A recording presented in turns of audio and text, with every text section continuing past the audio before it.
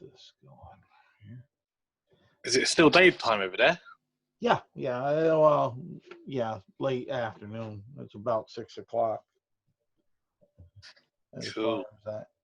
But yeah, let's start kicking this off here. And just after actions report basically about the last crew game that we had, and trying to bring this along to help maybe improve the games, improve myself, improve all the way around as far as that. So, and like the questionnaire I put out there is, well, you got the questionnaire as far as that. I'm not gonna.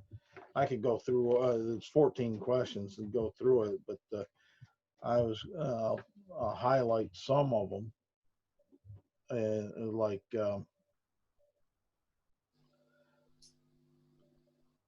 Asking what was an enjoyable moment in the last game session that we played with the crew. Right. My favorite bit was the interaction with the priest, type thing, with the cleric who's playing the cleric. Okay. All right. I thought that was really quite interesting to discover that character's lore, type thing. Yeah. All right. Good. So the character build, the character concept, strength. Yeah. I like that bit when I was interacting with that the person who was playing the elf cleric of the moon or something like that. Yeah. What's your favorite moment so far in the campaign? I haven't had a favorite moment so far yet. Well, that's honest. That's what we're looking for. As far as that, so I can kind of an aspect to kind of work on. Try to build. My intent is to try to build key points for the characters that are playing, something that that addresses them somewhat where they like it. Cool. As far as that goes.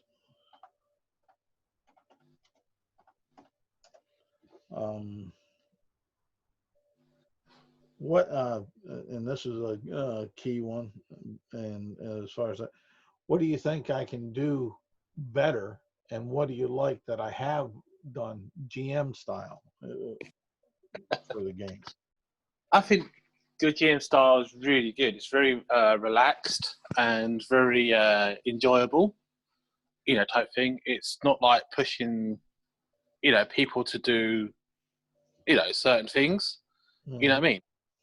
Yeah. I think the next step, as a GM, is doing that. I don't know if you've seen it, but there is a D&D consent form thing that you can get from Monty Cook's website. Yeah, but that is something that unfortunately I have heartburn a little bit with. I'm not gonna personally, if it was solely my choice, and with the UAG being what it is, if it was solely my choice, I wouldn't do it at all, because I don't believe in it, because the simple fact is that I believe the table, being the players and the DM, should have good enough communications between each other. Yeah. To already know most of those, and if something does crop up that's going to bother somebody, then speak on up. And I'm not against the concept.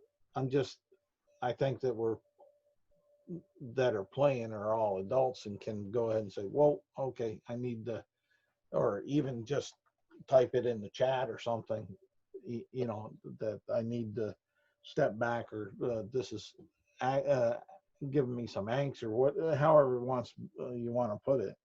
Um, as far as I know, there's nobody that's intentionally doing anything towards anyone in particular on purpose.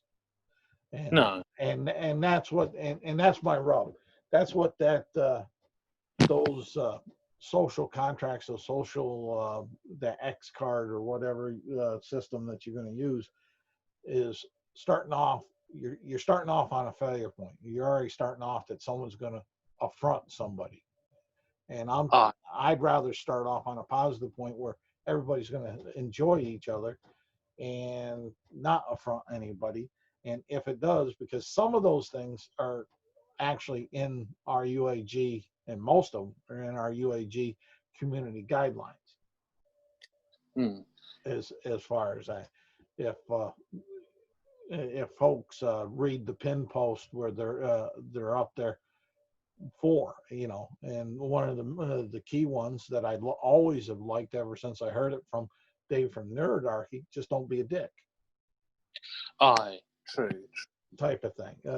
No, but I don't mind you voicing that as a way there, but that I'm giving you my insight on why I don't feel it's really necessary.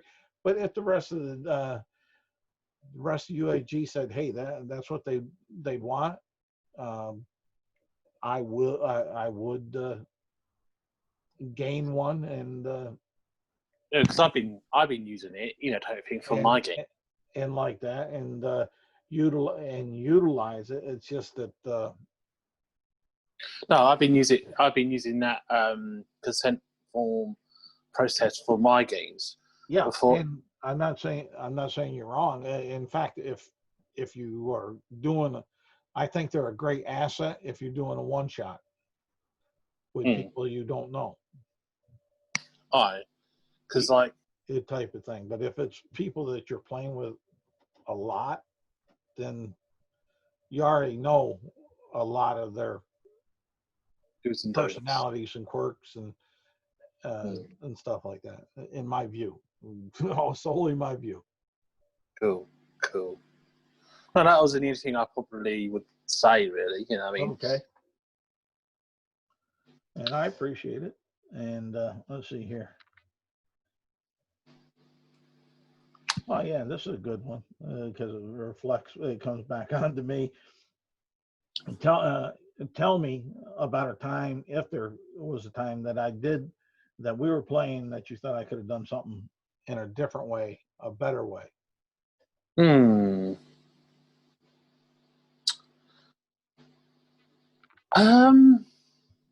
I think, to be honest, I think, this is my honest opinion, hand on heart, type thing.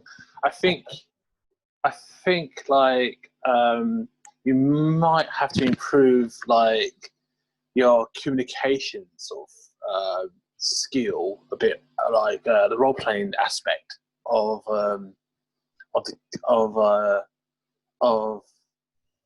the character that you trying to portray. I think, type thing. Okay. I think there's I know that we got 4 players and things like that, and I know you want to keep everything quite short. It's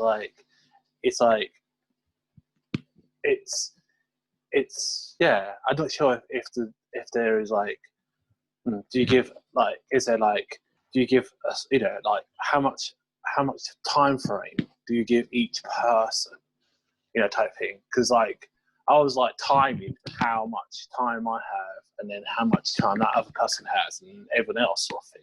It's a mix and match, sort of a mix and sort of mixture. Sometimes I might have 2 minutes, and sometimes I might have 5 minutes, type thing, depending on the conversation I'm sort of having. You know what I mean? Yeah, so I know what you're. I think I'm pretty sure I know what you're putting across there. And the only thing I can say on that aspect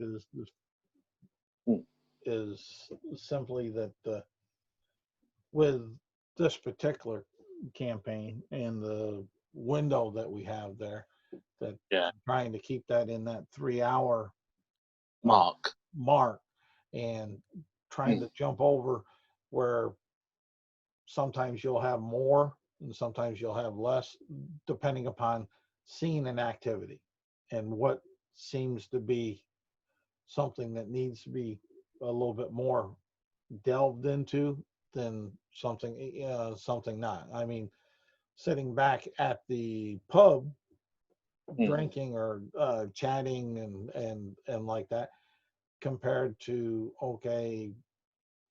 investigating a grave, or if you follow what I'm saying, that may take investigating the grave may take a little bit more focus and need a little bit more time than, well, I'm back here with so and so at the pub listening to the bar, drinking and exchanging ideas and trying to, softly milk out some lore or something of the area. Where You know, that would be, you know, what be, what be really cool if if the people can also play as the actual monsters, because I know that you can play as goblins and orcs and badgers, I think, or something like that. I think in the volley guides or monster, you can play as the monsters.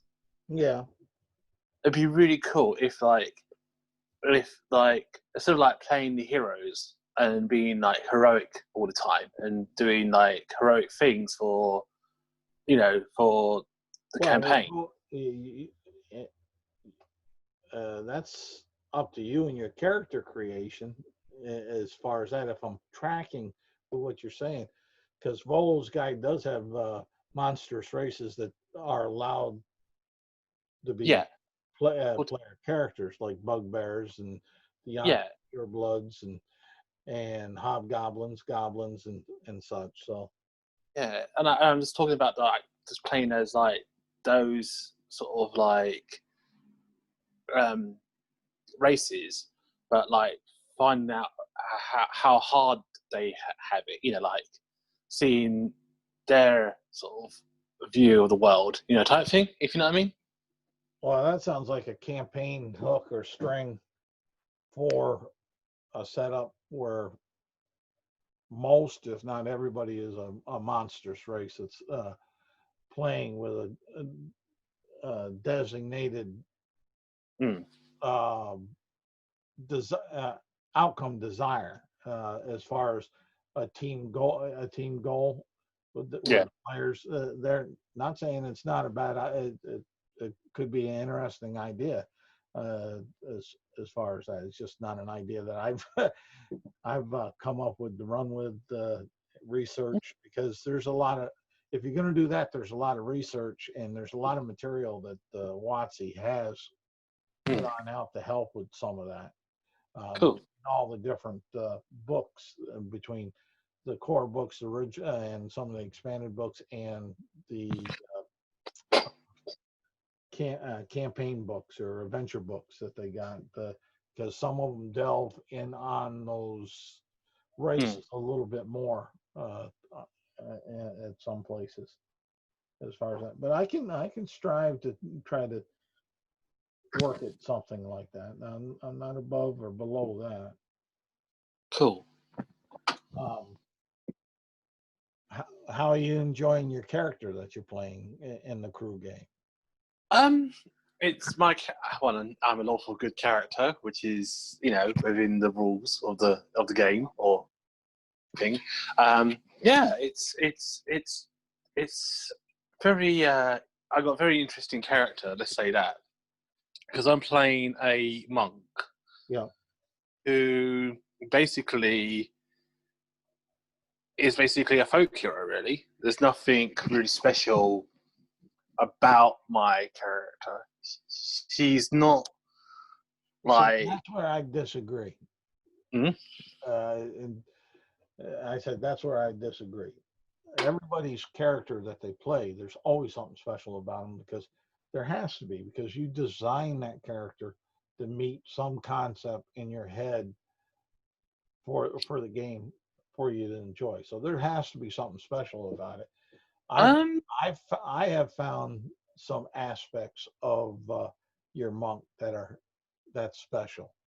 I mean, I thoroughly enjoyed the aspect when you went to step on it up into the possible confrontation at the bar on the one game there to try to there, and then the aspect because of I'd say cultural in that way between your monk's aspect on the world and life and the other player characters, which was more of a shady possible side as far as that, with him going across over the bar that your character thought he was stealing, and from your character perspective that very well could be, regardless of whether or not the hard going just to the hard mechanic of the alignment of lawful good. And that's why I asked you guys to do up a little like paragraph of ethic or life standard code per se of your characters that really explain, it's like, yeah, it's like, explain more your why you're lawful good instead of just coming out and say, well, I'm lawful good.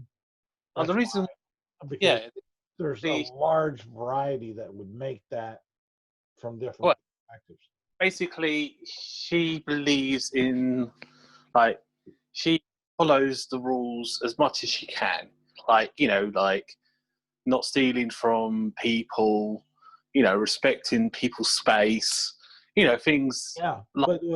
but my point on that is Mm, is this: mm, you're from the UK. The yeah. rules in the UK Mm, are so much different than when you go to China to your wife's family to the mm, rules which are considered lawful and good there. There's things that are akin to each other, mm-hmm. but the intricacies, I guess, is what I'm getting at, are Mm, are largely different as far as that. I mean, prior to this pandemic, I mean, UK handshaking and hugging was relatively accepted. Where in the Orient, more so, a proper bow was equivalent to the same amount of respect. And I'm going very loosely here to mm, that shake or that hug, yeah. and that's my point. As far as why the coding, the the life coding or ethics or however you want to put it, because your lawful good character from the UK would Mm, see that as all proper, where if you were in China in this hypothetical and did mm, the same thing, it would be frowned upon and possibly uh, not quite lawful good.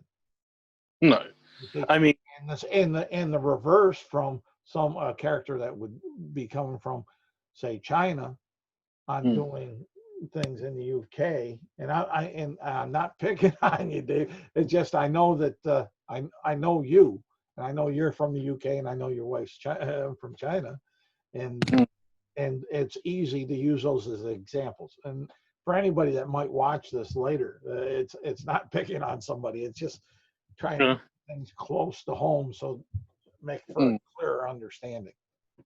No, it's like the way, I think it's, I think I chose his character is I just really wanted to, like, play a character that had nice attentions towards people, be that respectful individual, type thing. You know, it's. I just wanted to, like, show my kindness and my, my humbleness through my character. Yeah, And I'm not saying you're not, and I'm not saying you're doing it wrong. I'm just, for me as a DM, Mm. it helps for certain social choices Mm. to know what your life motto, basically, or life standard is.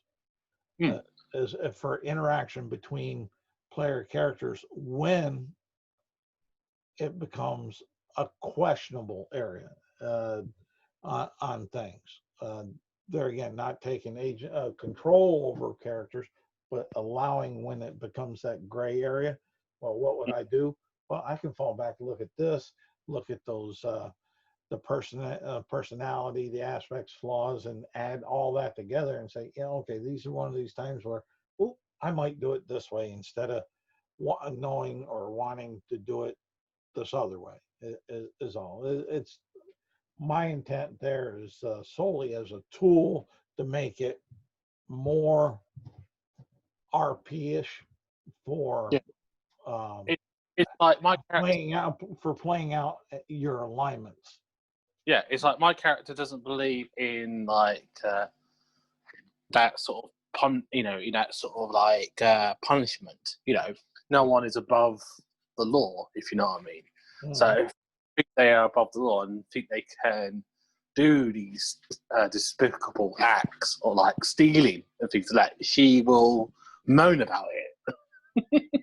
Okay, and that's all fine. It's just that I think Mm. it breaks um, your mindset or the player's mindset when. Mm. And I'm not here again. You're the only one here at the moment. I'm not throwing stones at you, but when we let me put it that way, when we as players say, okay, um, that's stealing, and I'm going to stop you because I'm lawful good, or I'm lawful evil, or I'm neutral good or good.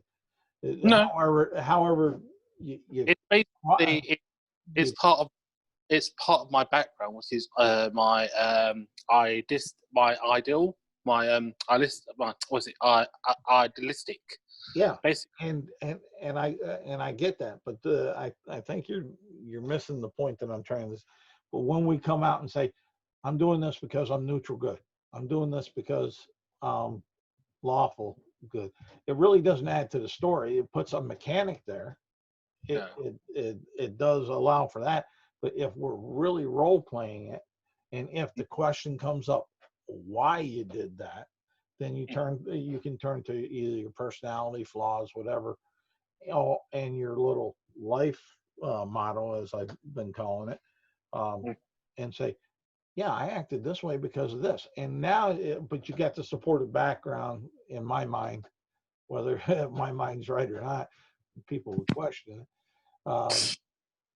that makes more RP sense than mechanical sense, Oh, hi, gotcha. as far as that, because both are right. It's just that the doing the mechanical sense is drops from the flavor sometimes when we're in the spirit of role play. Just just like when we do combat at times, when we say, well, I'm going to take uh, my battle axe and I'm just going to hit them right here. Let me roll. Boom. Okay, that's a 20. Okay, that's a crit. I get double the damage. Blah blah blah blah blah. Really dry, tasteless. Mm. It's like eating a scone that has no flavor, no jelly. Gotcha. Where if you took the same thing, which mechanically, Mm. I took a mighty swing. I reached on back with the battle axe. I swing and I hit him in the midsection and I carry it forward all the way up and reap it on back through his back shoulder blade and up around to illustrate the crit or the attack. Mm. That adds flavor. Neither are wrong, technically. It's just one develops the story and the character and Mm. memorable moments a little bit more is all I'm trying to get at with this campaign and with some of you guys, and just trying to help in that direction. And those that do watch the games, hopefully it causes them to enjoy it more. There again, if that's something like that's not really the player style, I'm not going to throw a stone at you and say you're wrong and get out. No, These are helpful hints. yeah, but yeah, is my thing. Did you what did you like? Who did you prefer when I was like gaming? Like, did you prefer the monk or did you prefer the Goliath? Because like the way I play the Goliath is very, very personal to me in some ways. Well, they're different. The first thing, they're different games as far as settings. And most of the time I enjoy all your characters, David, through the years I have, because the ones ever since I met you, the one strong suit I said that you have is that you're very creative and you do like the RP it really nicely as far as that. So I like bubblegum. I like some of the others and like that because you do get into it and you do try to portray the passion that you have in your characters. And I applaud you for that. I enjoy that. It's just that sometimes it's just for me, I'm trying to get folks not to just be mechanical bland. I guess Yeah, gotcha. the best way to put it. We all do it. I do it when I'm playing at times and like that because we try to speed up combats or plays in certain ways, and doing just the flat mechanical does it. But there again, the fun factor, I'm trying to get us to enjoy a little bit more and appreciate each other's characters and the differences that the characters have and come in there. It's like Johnny's Warforge, Mickey. I like the uniqueness that he's brought with that and the way that he's presented it as far as that. And Isaac's character, I've enjoyed the elf there with the way that she's been, and I'd have to say cameo characters that pop in and out. Each of them brings something that's enjoyable, or I find enjoyable for the most part. Yeah, it's like last week we brought in the dreaded white rabbit. Yeah, that was funny. That was quite funny to bring up old memories of the dreaded white rabbit from Monty Python. yeah, but it's those things that I'm trying to feel out from you guys. That's why I'm doing this type of thing, and going to try to after each session at some point try to do the same thing, either each session or every other session. As far as that, to try to help keep us on track for the fun. The other thing is what are you looking to get out of this campaign for you and your character? Okay, so I think I always like I think it's the whole you know the old damsel in distress sort of scenario, you know, type thing.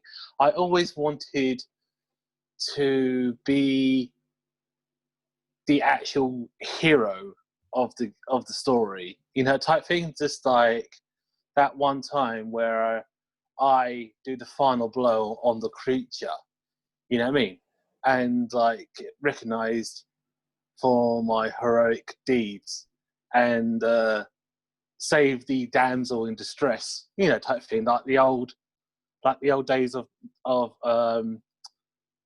you know, knighthood. Yeah, well, King Arthur chivalry, the whole kit with that, the heroic. Yeah, it's a bit like savior type of thing. Yeah. Yeah, it's like, to me, it's not about the magical items or the gold or the things like that. I don't, I mean, it's nice getting those things as rewards, but they don't really sing to me, type thing. And that's what I need to know as a DM. Some of those things like that, so I can address it. So to you as the player, not the character, but you as the player, walk away feeling fulfilled. It may not happen every session that's set up for that. Do you but remember when, throughout the campaign, there'll be moments where I'll need to make moments where that does happen for you and your character. it's a bit like, do you remember when I was playing as Claire, the Claire? In CAIUS's game. Yeah, and I actually saved that child from the curse. The hag, yes. The hag, yeah. The hag child. Yeah, actually, we actually did save her. That was, to me, that was like the best thing ever when we saved her, from the dreaded curse. Yeah. Even though there was a bad outcome for me at the end where I had to hand myself over to these people because I accidentally, scared off this merchant guy, type thing. but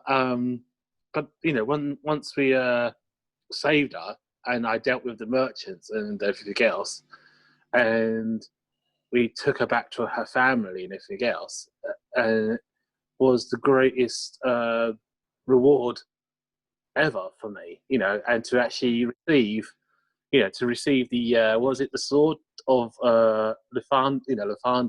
Yeah, I don't recall it exactly in my mind. I'm old, I'm doddering, and my memory ain't what it used to be. But when you got your reward, and that was great. And and that's what I liked for my character. Basically, I like to have a good quest where. And to be fair to me, I'm going to be fair to me on this one. As far as that, we've only played 3 games in this campaign. So, yes. And we're starting from level 1 on up. So I don't think it's realistic to see necessarily that epic win right now. No, not now. Yeah, but in the future, I need to set up things so you get that, is what I'm saying, or have the opportunity to get it. Not guarantee that you'll get it, but your choices are going to make, and die rolls are what's going to make us success or fall on both sides of the DM screen. Aye, true. I mean, to this day, I still got Claire's original sheet with the Founder's sword, that type thing, physically earned. But yeah, I would like something like that where I can rescue a female, a female NPC or even male NPC, because I'm very bi myself. I'm a very bi character or person myself. So so it doesn't really matter to me, and that's my character. She's very bi, type thing, and she will, if someone likes her, she will do, she will, I'm tracking what you're saying as far as that. It's basically, it's like, I'm not like seeking out romance or anything like that, because I know that's not a thing, but it's nice to have that, type thing. It's nice to have that sort of like someone to care for and someone to, someone to... a relationship dynamic that's in there. Yeah. There, as such as like you're talking about the damsel in distress, saving that relationship. Yeah. As far as that, which. Yeah. that's what I sort of like.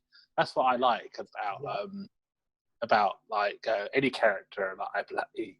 It's the same way when I play like all my characters. They always are looking for that sort of damsel or that fair maiden or that fair gentleman that needs that that help. It's like Diana, you know, type thing. When you've spoken to Diana, she says like, "Oh, yeah, I like the fairer sex," you know, type thing. Doesn't matter who they are, you know, as long as I can rescue them and build a good relationship with them, you know, type thing. And that is, you know, that's how I play my characters. They are always after that sort of. It's like they're always after that relationship because it is a very lonely world out there, you know, type thing. If you understand me, even though you've got your friends and people around you as a group of party members, but it's nice. I'm tracking what you're saying as far as that. Yeah, it's like. Is there a particular environment that you would like to have your character try to overcome or play in? Right now, she's really enjoying the elf's company, the woman elf priestess company, and like she's like building up a nice relationship, you know, friendship. So she would be definitely interested in the elves type thing and who they are, you know, type thing, and because she's a human, you know, type thing. Yeah. And, well, what I was getting at was Underdark, desert, mountain, forest, grasslands, ocean.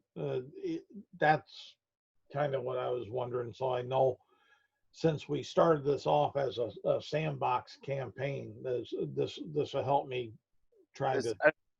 There's one place I would love. There's only one place I would love to go to, if it's really possible to go to. And you know where that place is. But the problem is, it'll probably never happen. Where? Sigil. Well, it's a possibility. You want to go and experience the Lady of Pain? I mean, that's always a possibility. Well, she's neutral, don't forget. Yeah, but she's also.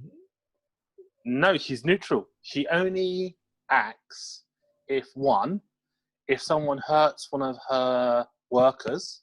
Yeah, because I actually did read the actual law book, and I've actually watched loads of videos about her and played the game as well. Basically, she only attacks or only traps you if you threaten her kingdom, which is basically her city, yeah, as a god, and she kills you completely, yeah. Or 2, you attack one of her people, which is like these people who can levitate and who are her advisors, these people that use symbols for talking. Basically, if you attack one of them or hurt one of them, she kills you. Or if the GM gets out of control, and she kills the GM. Yeah, right. Yeah, she can. Basically, she can. She's the only person that can kill the GM because basically the GM can't not control the Lady of Pain because she's a person that can't be controlled. If the GM, it says it actually. I will tell you, you got the wrong concept there. The GM is the narrator of the story. No, she's kill the narrator of the story, or else the story dies. So basically, but the other aspect is since she is neutral, if you throw the balance off too far, she'll want to correct it, and sometimes it may be painful. Hence the name Lady of the Pain. Yes, but I've been told that yes, she can even kill the creator. She can kill GMs because she can. Well, I would advise all you and that are listening to go and look in the Airwood Facts book under the deities and gods and how things are, and it helped with expectation management on some of those things, because I worked on that, and I think I have that where fairly easy to understand, and if not, then we can look at it and try to help clarify, make it a little clearer as as Well, far as on level of deities and not a deity. She's basically everything. well, not in Airwood. Mm, true. But And yeah, here again, that's why I suggest highly that the the documents that we have on out there for the UAG for folks to play to help with expectation management. If you look at them, get yourself familiar with them. Uh, mm, it will help. And the Airwood Facts booklet that I just updated maybe 4 days ago, 5 days ago, but yeah, was on the deities there to try to help mm, clarify and show which ones are active. mm. No, I mean, it'd be awesome to like even fight. I mean, it'd be cool to go there, but yeah, And I'm not saying you won't be able to go there, or because we're kind of getting sideways off track on things here a little. no, but if it was in this campaign, I'm guessing I probably would love to. Um, I Being would being like. the Sorry, sandbox campaign, anything's possible. yeah, true. I probably love to go to the. I probably would like to experience like um I guess in perhaps like the forests or some like like the wilderness type thing, the woodlands. I mean, I'm not very good at Underdark because I'm a human and I can't see in the Underdark. Yeah. Well, once I get you guys outside of Millersville, you will be in the woods in the lower mountains. Yeah, that'd be nice. Yeah, it'd be nice to experience the woods and like and to see how like you portray like certain races like and how they interact with the world. Yeah. Like I'd love to see like your version of Drow. Okay. Like because you always say like they because I always say that they are neutral because they are kind of type thing because the only way they come evil is by serving Loth basically. And the majority of them do. Majority, most of them do. But don't forget, she does have a sister of the moon, which is the dancing sister. That's her daughter. Yeah, her daughter. Yeah, her daughter who dances on on the moon, And which is she took some of to some of the lore. She took some of those that didn't want to be with Law and took them to the top side. yes, that's correct. Yes, and she is basically the daughter of Loth is neutral. She's actually neutral good, which is really weird. Yeah, but yeah, so they and you may see some drow. I don't. It depends on where you guys end up going and what ends on up as far as that. I try to personally. I try to find uh, monsters slash NPCs that are interesting, or I think are interesting for the story as it goes, and within good challenge of of you guys. Yeah, I like interesting races that I like are basically like I'm really into because I'm like in England. The things that I really like are the Fae, basically like elves, things like that, because because I'm quite close to Northern, quite close to Ireland, and we have quite a lot of books about fairies and wizards and things like that, type of thing, which is not unusual for England. Yeah. All right. And is there? I think that's about. Unless you have some other things there, we're getting close to the end time for the. No. Oh, I leveled up my. I'm gone for the light monk, basically, Okay.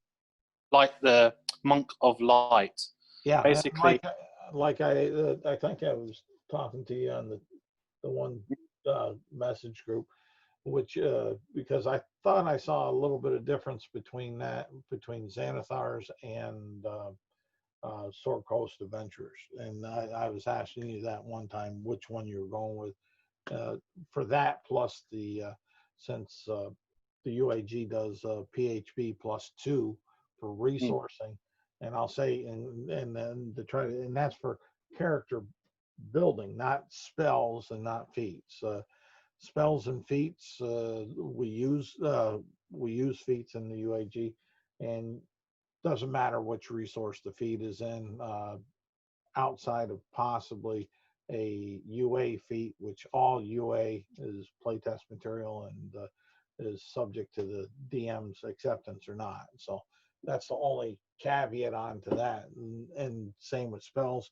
And I know here in the future, there's, if our crew is successful, there's going to be some new spells that aren't WotC, but are third-party material that's been put on out that is made for 5e that may become discovered. So, but we got to get. I want to get the storyline to that, and that's not in this campaign. no. As- But as- yeah, basically, I go around basically punching light out of my hand, yeah. which Okay. reaches up to, which has a range of 30 feet. Yeah. But I have to spend what's the word, key? Yeah. I have to basically I have to declare key to do it, and basically it's part of my bonus action when I do the multi-punch sort of action thingy. Yeah, it's all within that subclass of the monk, so we'll be all right with it. It's just my question.